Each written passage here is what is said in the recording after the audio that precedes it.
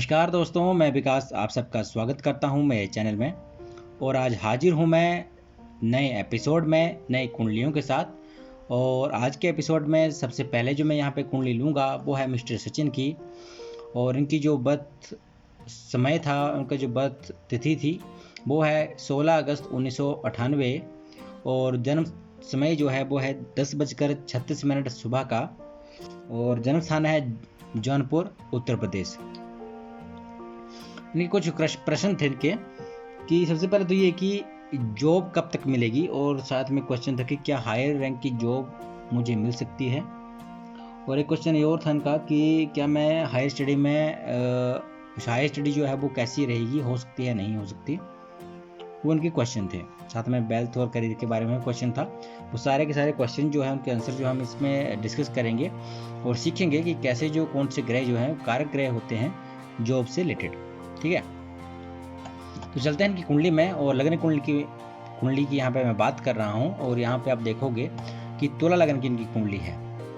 तुला लग्न की कुंडली है क्योंकि 7 नंबर यहाँ पे लिखा हुआ है। 7 नंबर जो है राशि है वो तुला राशि है। और तुला राशि जो है वो लग्न में ही बैठी हुई है। तो कौन से लग्न की कुंडली हुई? तुला लग्न की कुंडली। तो जैसा कि इनका प्रश्न था उस प्रश्न के हिसाब से हम देखते हैं।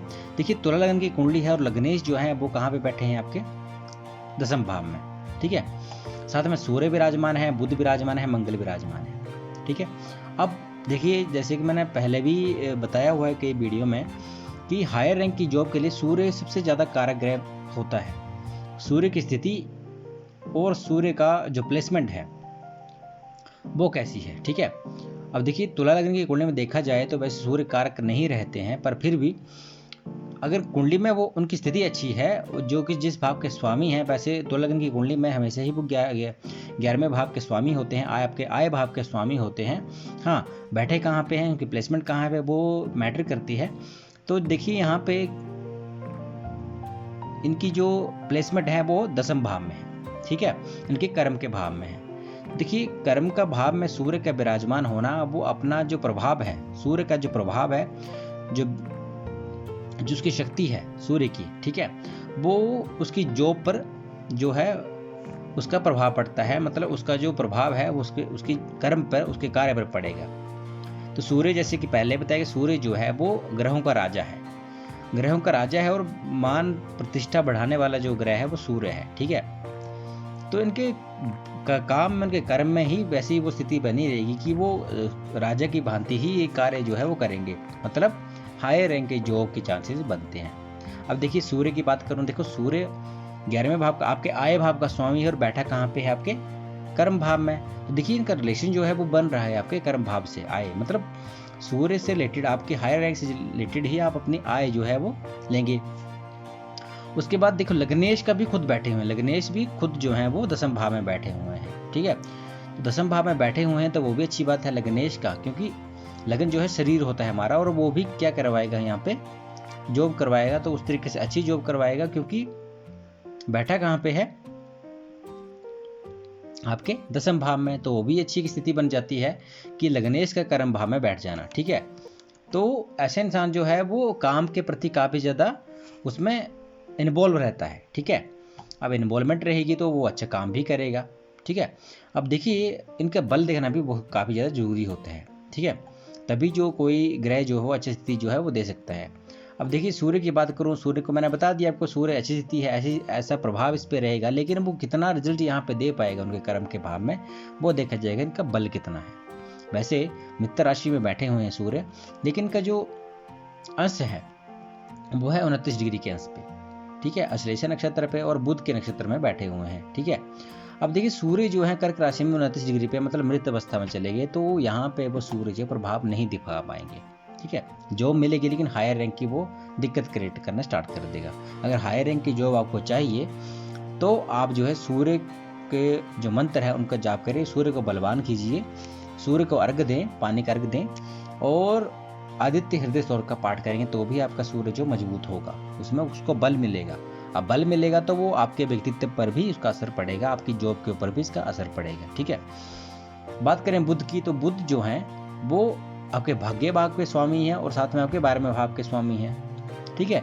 तो भाग्येश का कर्म भाव में होना वो भी काफ़ी अच्छा योग बनता है, काफ़ी अच्छा योग, बहुत ही अच्छा जो है वो योग बनने के साथ साथ अपने भाग्य के बल पे जो है वो भी इंसान जो है वो काम करता है, उसको कर्म उस तरीके से मिलता है, उसको जो जॉब है वो उस तरीके की मिलती है कि वो अच्छा से अच्छा वहाँ पे कर पाए, और भाग्य के साथ उसका रिलेशन बन जाता है, तो भाग्य से ही उसको जो जॉब वैसे मिल जाती है।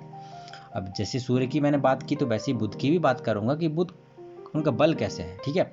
वैसे बुध की जो चंद्रमा के साथ शत्रुता रहती है, और क्योंकि वो कर्क राशि में है, तो कर्क राशि में शत्रुता होने के साथ, जिस राशि में वो बैठे हैं वो शत्रुता होने के साथ साथ दिक्कत थोड़ी हो सकती है। हाँ, तत्कालिक मैत्री में अगर मित्रता बनती है तो कुछ जो है वो अच्छी चीज़ें बन सकती हैं। तो यहाँ तत्कालिक मैत्री में देखूंगा तो बुध की चंद्रमा के साथ वैसे यहाँ पे मित्र हैं, तो यहाँ पे कोशिश करेंगे कि वो अच्छा रिजल्ट देंगे। तो वैसे भी भाग्येश है, कोई दिक्कत नहीं है, यहाँ पे भी बुध जो है वो चल पड़ेंगे। अब जैसे कि बुध की बात करूँ यहाँ पे, तो बुध यहाँ पे आ गए। अब बुध जो है वो 25 डिग्री पे है वक्री अवस्था में, ठीक है। अब क्योंकि बुध जो है वो सूर्य के साथ बैठे हुए हैं, और सूर्य के साथ में बिल्कुल ही कम दूरी पे हैं। सूर्य 29 डिग्री पे हैं, बुध जो है वो 25 डिग्री पे है, और वो हो गए अस्त। और जब कोई ग्रह अस्त होता है तो वो उसका प्रभाव नहीं रहता। तो सूर्य भी एक, तो सूर्य जो आपका हायर रैंक की जॉब देने के लिए जो सूर्य कारक था वो एक तो बलहीन हो गया। दूसरी बात, बुध जो था वो अस्त हो गया, मतलब भाग्येश भी अस्त हो गया, और जो हायर जॉब देने वाला जो ग्रह था सूर्य वो भी कमजोर हो गया। अब बचे हमारे पास शुक्र। अब शुक्र जो है वो लग्नेश है, तो लग्नेश को भी हम देखेंगे, तो लग्नेश जो है वो 9 डिग्री पे है, वो भी उसके पास भी इतना बल नहीं है, मतलब बल तो है लेकिन उतना नहीं है, ठीक है।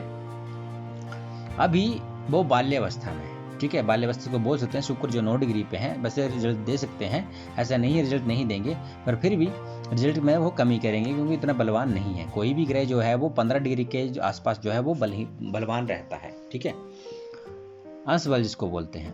उसके बाद मंगल की बात करूं तो मंगल जो है वो कर्क राशि में नीच का हो जाता है। हालांकि जो जिस भाव का स्वामी है वो है आपके सप्तम भाव का स्वामी, और साथ में आपके द्वितीय भाव का स्वामी, मतलब धन भाव का स्वामी है, और साथ में आपके सप्तम भाव का स्वामी है, ठीक है।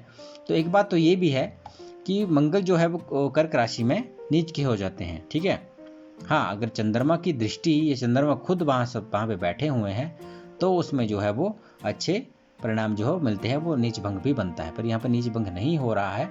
और जैसे मंगल की बात करूँ तो मंगल जो है वो नीच अवस्था में है ही, और क्योंकि और साथ में गुरु के नक्षत्र में भी वो बैठे हुए हैं, उसको कोई दिक्कत तो नहीं है, पर फिर भी उसमें प्रभाव में जो है वो थोड़ी कमी कर सकते हैं, क्योंकि गुरु के नक्षत्र में बैठे हुए हैं तो गुरु का रिलेशन बन रहा है साथ में, तो नीचता का जो प्रभाव है वो कम रहेगा, ठीक है।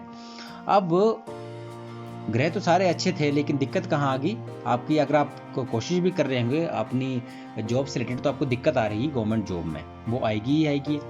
एक तो लग्नेश जो है वो थोड़ा कमज़ोर है, मतलब इतना कमज़ोर तो नहीं लेकिन हैं। दूसरी बात, जो कारक ग्रह हैं यहाँ पे वो भी उनके पास बल नहीं है, तो वो दिक्कत थोड़ी सी आपको आ सकती है। तो जैसे कि आपको बताया मैंने, सूर्य को अर्घ दें, पानी दें, तो भी आपको इसमें अच्छा फल मिलेगा। साथ में आप हो सके तो पन्ना धारण करें, पन्ना धारण करने से भी आपको इसमें अच्छा लाभ मिलेगा, और आपके जो भाग्य के बल पे ही आपका जो जॉब उसके साथ बन जाएगी। सूर्य और बुध को आप उसका रत्न जो है धारण कर सकते हैं, पन्ना धारण कर सकते हैं, कोई दिक्कत नहीं। और सूर्य के लिए तो आप, क्योंकि तुला लगन है, तुला लगन में मुझे नहीं लगता कि सूर्य का रत्न वहाँ पे वो प्रभावी रहेगा, प्रभावी तो रहेगा लेकिन दिक्कत कर सकता है। तो आप सूर्य का रत्न तो नहीं धारण करें, लेकिन आप उनका मंत्र जाप से उसको अपने फेवर में कर सकते हो। शुक्र के लिए बात करूँ तो शुक्र का जो रत्न है वो भी आप धारण कर सकते हो, लग्नेश का रत्न धारण कर सकते हो, उससे भी आपको बल मिलेगा। मंगल की शांति के लिए आप मंगलवार के भाष्य करें तो भी आपको इसमें दिक्कत का सामना जो है वो कम करना पड़ेगा, और आपकी जॉब जो है वो अच्छी लग जाएगी, ठीक है। अब जैसे कि आपका क्वेश्चन था एक और था कि हायर स्टडी के बारे में।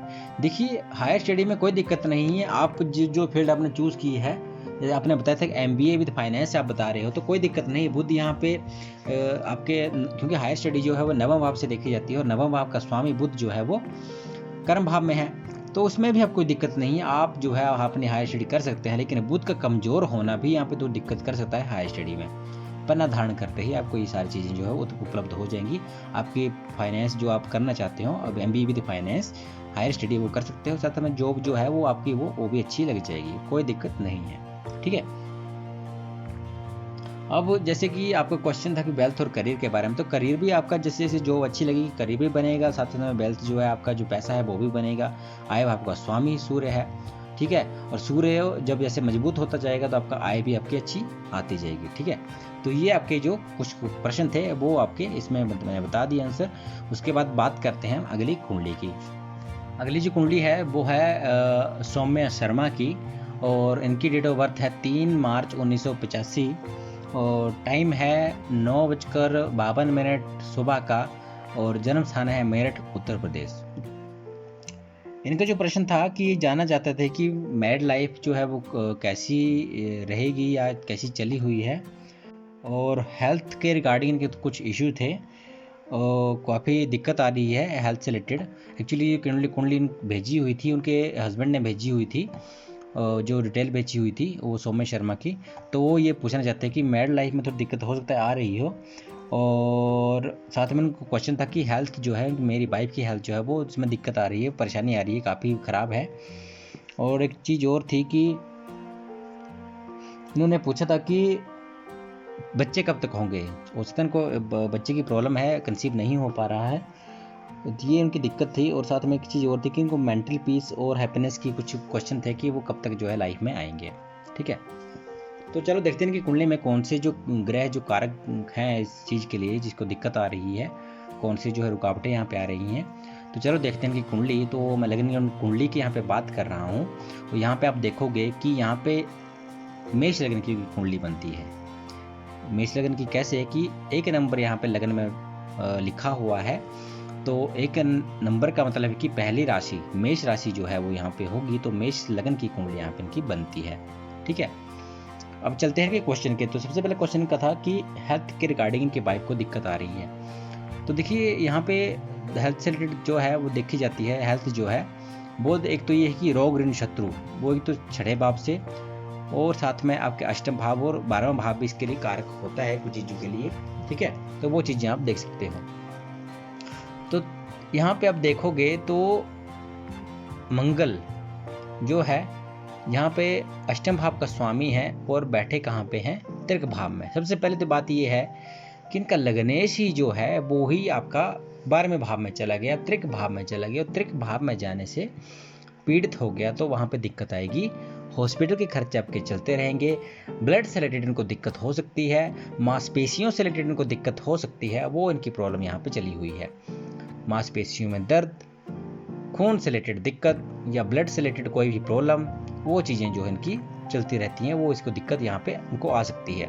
उसी के अलोंग जो है उनके जो है वो रोग जो है, और उसी के ऊपर जो है वो हॉस्पिटल का खर्चा इनका बना रहता है, ठीक है। जो खर्च होगा, जो व्यय होगा वो हॉस्पिटल पे मैक्सिमम होगा, उनकी बीमारी पे ही मैक्सिमम जो है खर्च होगा, क्योंकि लग्नेश ही कहाँ पे चले गए आपके 12वें घर में।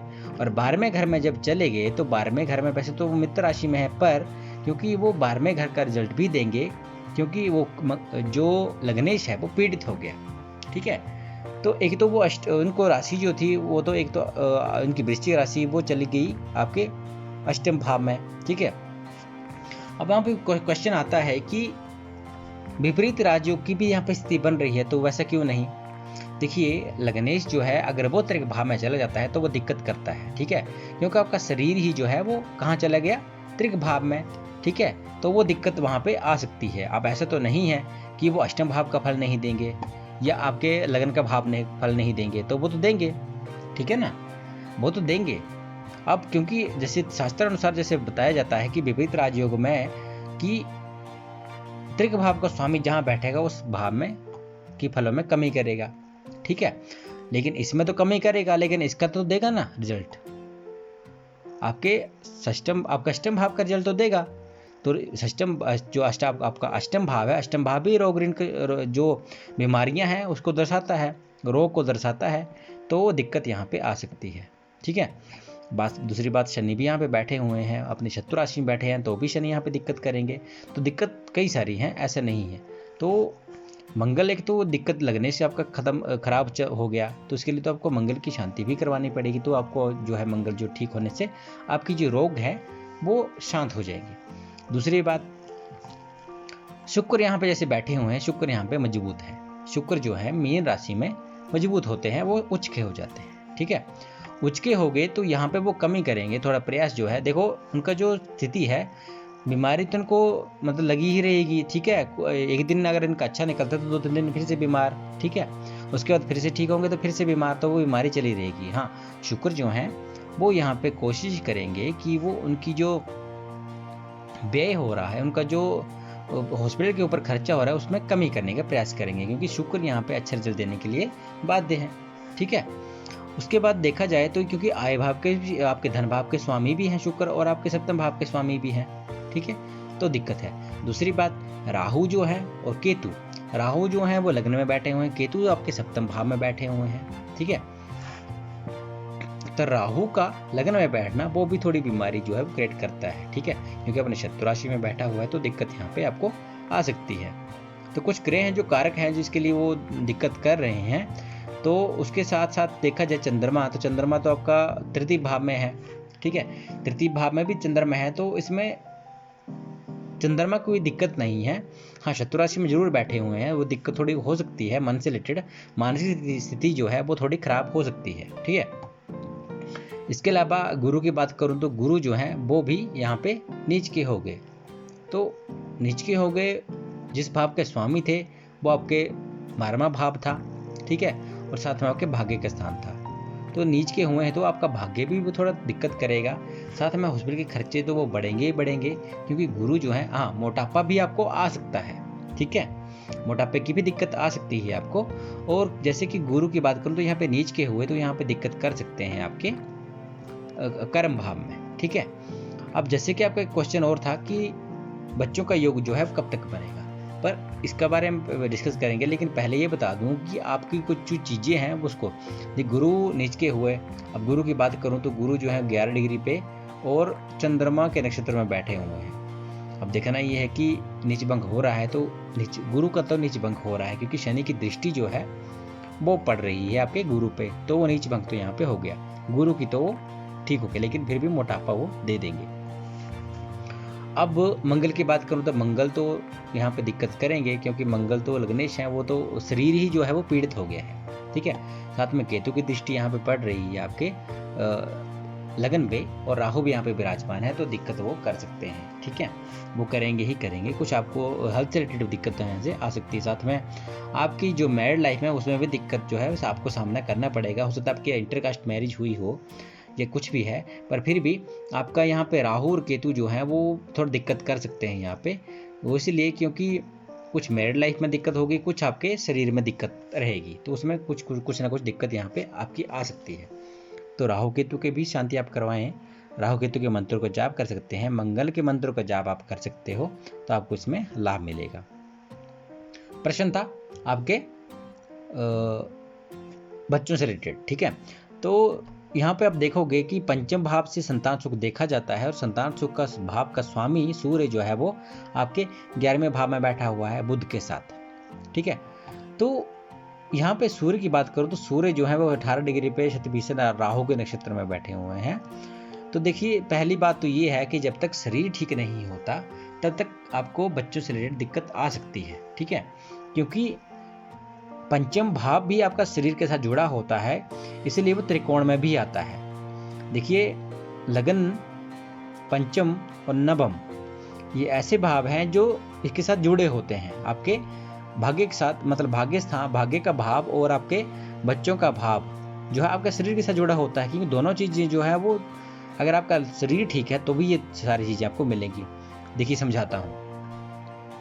लगन आपका शरीर है, पंचम भाव क्या है, पंचम भाव से क्या देखा जाता है, संतान सुख देखा जाता है, आपकी शिक्षा देखी जाती है। ठीक है, तो शिक्षा और संतान ये दोनों कब चलेंगी, जब आपका शरीर ठीक होगा। मतलब आपकी अगर शारीरिक क्षमता ठीक है, ठीक है, तो आपका ये बच्चों का सुख और आपका जो शिक्षा का स्थान, शिक्षा जो है वो भी तभी आप ले पाओगे। साथ में करें भाग्य की, देखिए भाग्य का साथ होना, लेकिन अगर शरीर आपका साथ नहीं दे रहा है, मान लो आपकी आर्मी की तैयारी कर रहे हो लेकिन शरीर जो है वो बीमार रहता है, तो अगर भाग्य का ठीक भी हो तो भी आपको दिक्कत आएगी ना। तो ये भाग्य और आपके संतान ये दोनों ही शरीर से जुड़े होते हैं। शास्त्रों में बताया गया है कि कर्म जरूरी है, भाग्य बाद में आता है। मतलब कर्म आप करोगे तो ही आपका भाग्य जो है वहाँ पे साथ देगा। जैसे कि मैंने बोलता हूँ कि जब तक बच्चा एग्ज़ाम की तैयारी ना करे, पेपर ना दे, तब तक उसका तो भाग्य नहीं होगा ना, तब तक तो वो पास होगा ही नहीं। जब वो पढ़ेगा, एग्ज़ाम देगा, उसके बाद उसका भाग्य जो है उस तरीके से काम करेगा। आप कोई चीज़ के लिए, जैसे मान लो गवर्नमेंट जॉब के लिए कोई अप्लाई करता है, कुछ इतने सारे लोग करते हैं, कुछ हो जाते हैं, कुछ नहीं होते, ठीक है। तो जिनका हो जाता है उन्होंने एक तो तैयारी की होती है, उन्होंने मेहनत की होती है, और उसी मेहनत के हिसाब से साथ साथ में उनका भाग्य जो है वो भी साथ दे रहा होता है, तो उस वजह से उनकी जो है जॉब भी वैसी लग जाती है। तो ये स्थितियाँ ऐसी रहती हैं। तो संतान सुख का दिक्कत यहाँ पे आ सकती है। वैसे देखा जाए तो सूर्य जो है उस भाव के स्वामी है और सूर्य की दृष्टि भी यहाँ पे है, तो ऐसा नहीं कि संतान सुख नहीं मिलेगा, लेकिन हो सकता है यहाँ पे जब तक बीमारियाँ चली हुई तब तक की आपको दिक्कत यहाँ पे आ सकती है, ठीक है। जैसे मैं क्योंकि बताया कि लग्नेश अगर कमजोर है, लग्नेश अगर वो पीड़ित है, तो आपको हर फील्ड में दिक्कत आएगी। पैसों से रिलेटेड दिक्कत हो, मानसिक स्थिति की दिक्कत हो, शारीरिक कष्ट की दिक्कत हो, मानसिक कष्ट की दिक्कत हो, आपके मैरिड लाइफ में दिक्कत हो, आपके ससुराल पक्ष में दिक्कत हो, कहीं ना कहीं दिक्कत आपको रहेगी ही रहेगी। कोई भी ग्रह जो अच्छे से रिजल्ट नहीं दे पाएगा। तो आप तो सबसे पहले आपको लग्नेश को ही ठीक करना है। अपना मंगल जो है, आपका लग्नेश जो है, उसको आप ठीक करिए, आपको अच्छा फल मिलेगा और अच्छे आपके रिजल्ट जो है यहाँ पे मिलेंगे। अब जैसे कि आपको क्वेश्चन था कि कब तक जो है योग मिल सकते हैं, तो वो इसके कि कब तक जो है आपके बच्चों का सुख जो मिलेगा, तो इसके लिए मैं पहले बता दूं कि आप अपना लग्नेश ठीक करिए, ठीक है। लग्नेश ठीक करिए, आपके उन चीज़ों की शांति करिए, और हो सका महादेव की कृपा रही तो यहाँ पे मैं आपको बताता हूँ कब तक जो आपको संतान सुख मिल सकता है। तो देखिए आज के टाइम पे देखा जाए तो बुध की स्थिति चली हुई है। देखिए बुध जो है नपुंसक ग्रह है और इस भाव में वो उसकी दृष्टि पड़ रही है, तो यहाँ पे वो अभी तो दिक्कत करेगा। अभी तो आपको बच्चे की योग इस टाइम में है नहीं। यहाँ पे देखा जाए तो यहाँ पे पर फिर भी जब भी आपका 2024 और 2026 के बीच में योग बनने के चांसेस बनते हैं कि तब जो है आपको इसमें आपको संतान सुख जो है मिल जाए, ठीक है। और जैसे कि इसके अलावा जो मैंने बात की कि अपने जो कुछ ग्रह यहाँ पे दिक्कत कर रहे हैं उनकी आप शांति करिए, तो भी आपको इसमें फ़ायदा आपको मिलेगा। तो इसके अलावा आपका क्वेश्चन कोई और रहता था जो मेंटल पीस और हैप्पीनेस के बारे में, तो ये सारी चीज़ें तभी हो पाएंगी जब आपका ये सारा का सारा ग्रह की स्थिति ठीक हो जाए, ठीक है। ज़्यादा जानकारी के लिए आप मुझे व्हाट्सएप नंबर पे मुझे कॉन्टैक्ट कर सकते हैं। और आज का जो टॉपिक था वो मैं यहीं पे समाप्त करना चाहता हूँ। आज का जो वीडियो था, आज की जो टॉपिक थी, आपकी जो कुंडलियाँ थी वो समाप्त हो गई। मिलते हैं नेक्स्ट एपिसोड में, तब तक के लिए धन्यवाद।